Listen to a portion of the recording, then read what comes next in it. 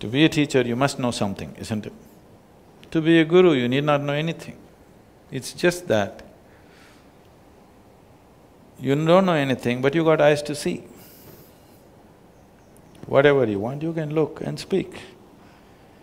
But to be a teacher, you have to know something. If you don't know anything, you can't make a teacher, isn't it? To be a guru, you don't need to know anything. Just a certain level of perception, that's all. You're not knowledgeable about anything. It's easy. Being a teacher is difficult because you will have to remember so many things.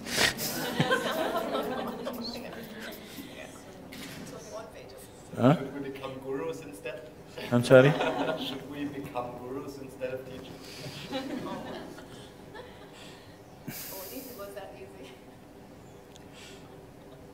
The thing is, you never try to become a guru. If people notice that you have a certain level of perception, people will recognize you as one.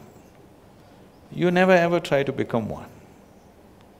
I've done everything to shake off the guru thing, but you cannot because people will one way or the other recognize it, wherever you may be. Whether you're in India or otherwise, they may not call you, use the word guru, but nowhere in the world, if you found a human being whose perception is beyond yours, could you ignore him? People naturally gathered around them. Maybe they didn't use the word guru, they used something else. But always it happened, isn't it? Whichever part of the world. It is just that in other parts of the world, individual people popped up by themselves without a systemic support. In India, people popped up because there's a systemic support, more popped up. In other places, there is no systemic support, so out of their own thing, people popped up. When they popped up, they got chopped down usually because there's no systemic support to recognize them. But nobody went unrecognized. I'm sure they gathered a few people and somebody else came and battered them down, isn't it? So, it doesn't matter which part of the world it is.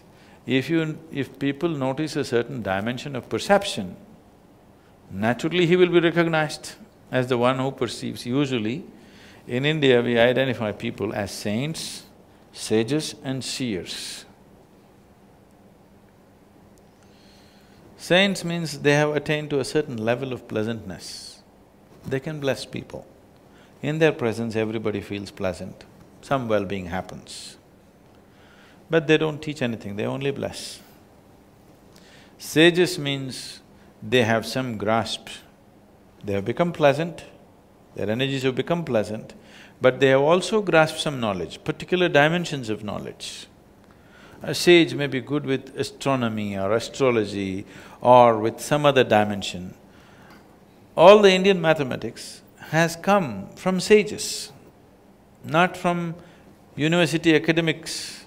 It is sages who came up with mathematics and music. You heard of this? Shiva himself is a great mathematician, musician, dancer, all these things because math came naturally. When somebody looked deep enough into the existence, the mathematic background of it started finding expression in human intelligence and so they naturally became mathematicians. You must read the story of people like Ramanujam and others there.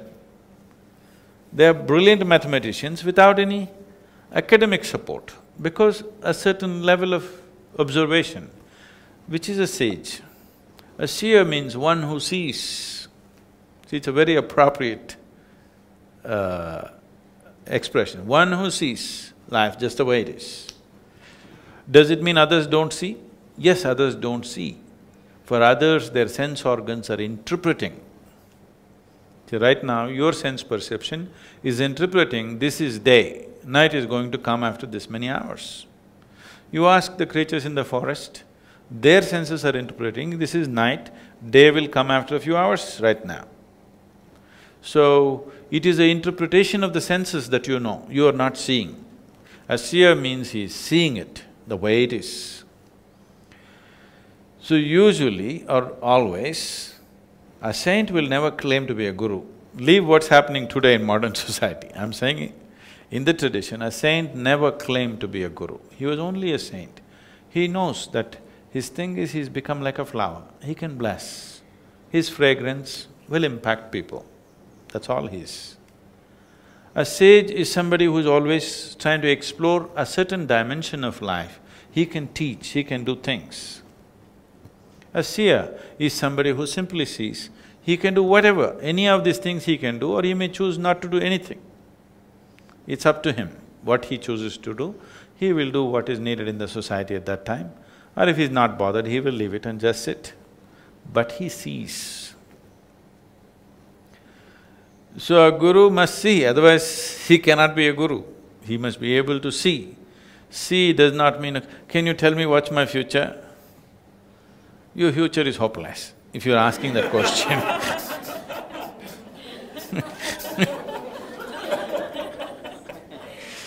If you're asking that question, it's a hopeless future, because if your idea of your future being better is only a question of, will I get the job, will I have money, will I pay my taxes, will I pay my bills, this is not a future. This is… you're just becoming a particle in the existence. You know, you will go round and round in some way. So, future, once you see a certain way that the life is manifesting today, if I say if you do this, this and this, it can manifest in some other way. If I can suggest the right thing to you, that is because you have seen, so that is a seer. If one cannot see, he should not be a guru. Seeing not just the human aspect of it, the existential aspect of it, to be able to see. See, these days some technologies have come, I don't know the names of these technologies, but some things I saw are really phenomenal, okay? See, right now, if you sit here, let's say you're doing asanas, let us say you do all these asanas and you go away. Now in the space where you did asanas, there is a certain memory. Today, there are… whatever they call them, I don't know what, there are ways to image this. You know, you sat here, did something and went. Now they can come and image this, what all your things that you did. What is the use of this, how to go to this, I mean, they can only think in terms of war, okay? They'll think how to use it in the military usage, that's a different thing. But if you do asanas here and you go away, if I walk into this hall, I will see what you have done, your asana. Is it a process of liberation or is it a way of tying yourself into knots? This can be seen. If I see you're doing something like this, then it is not said you're doing this, do this, we will suggest something else. You must have the sense to just do that. Some simple thing, I'll say, hey, why don't you take a walk and come? Ah, why should I go for a walk? Morning I walked. Okay. Because the moment you try to logically decipher these things won't work. So always these things are done in subtle ways. Only few people have the sense to follow those subtle instructions. All of them will question and debate, discuss with everybody and destroy it in no time. So, okay, wait for another 12 years, let's see. Moments come in one's life. In one's cycle of doing things, certain moments come in your life. At that moment when the necessary intervention is made, if you don't take it, that moment will pass and we'll have to wait. If you have the power to create your own moment, not waiting for any cycles, that would be the most fantastic thing to do. But not everybody is there, they will have to wait for that moment. But when that moment comes, naturally instructions will come. Now when I say this, all kinds of flaky minds will start looking at everything as a sign from California, you know. They receive all kinds of signs every day. So there is a danger to these things, but at least when proper verbal instructions are given, people should have the sense to do it. Otherwise, because if I try to explain and do it, it'll not work.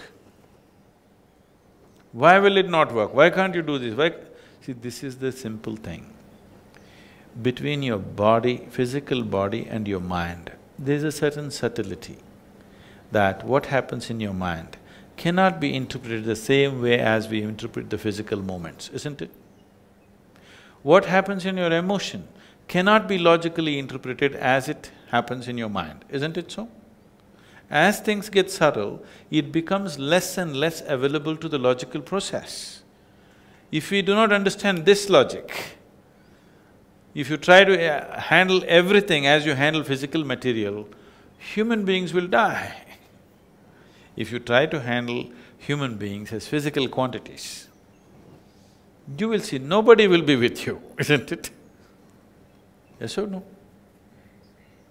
Don't you relax the rules of the physical for handle human beings? Somebody is far away, you say 1, 2, 3, 4, okay, 4 people, 4 people. But if they're with you in your home, as your family, don't you relax this laws of physical to interact with them? If you don't, you will not know any human being on this planet. So this relaxation has to progress. As it goes, if your life has to evolve, you must release more and more things from this. But for doing this, you must have a very stable, logical mind.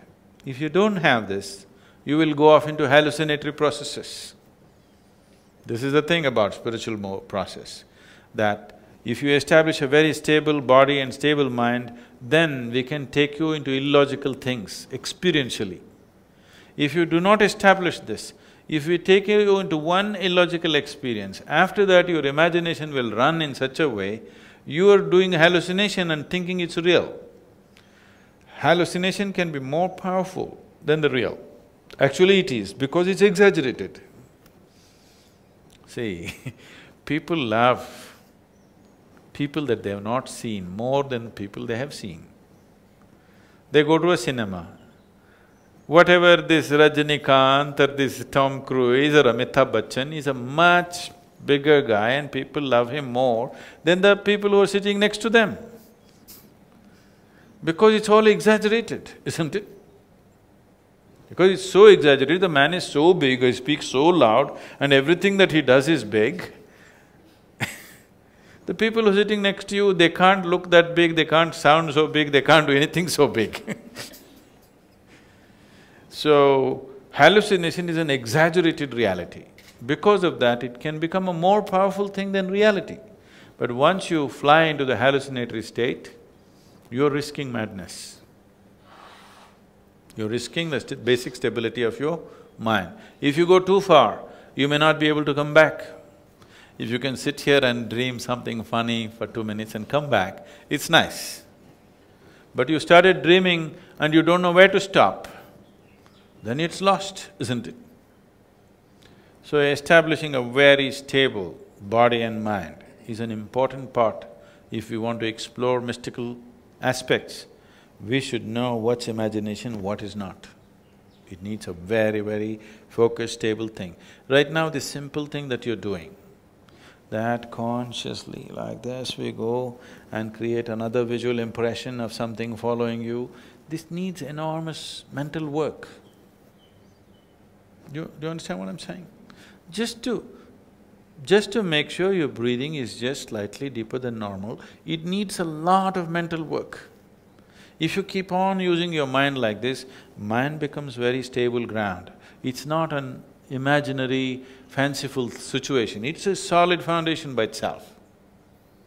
The whole system of tantra is like this, that you recreate. If you take this rose petal, I think we told you about this, isn't it?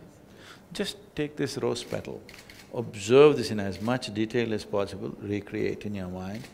If you want, you can make the rose petal fall down from the sky. That much detail you have seen, every millimeter of it, every micromillimeter of it, you observed and now you create. See, right now somebody's painting, okay? How is it?